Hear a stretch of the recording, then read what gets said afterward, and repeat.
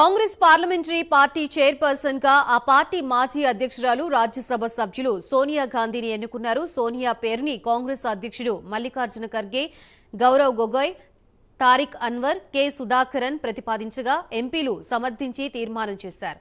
ఉదయం జరిగిన సిడబ్ల్యూసీ సమావేశంలో రాహుల్ గాంధీని లోక్సభ ప్రతిపక్ష నాయకుడిగా ఎన్నుకోవాలని ఏకగ్రీవంగా తీర్మానించారు. త్వరలో అధికారికంగా వెల్లడించనున్నట్లు కేసీ వేణుగోపాల్ వెల్లడించారు.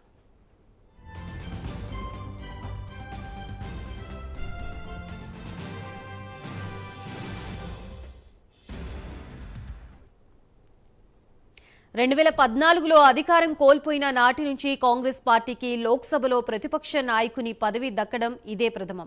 2014, 2019 ఎన్నికల్లో ప్రతిపక్ష నేత హోదా పదవికి కావాల్సిన 10% సీట్ల కన్నా తక్కువ సీట్లు గెలవలేక చతికిలపడింది.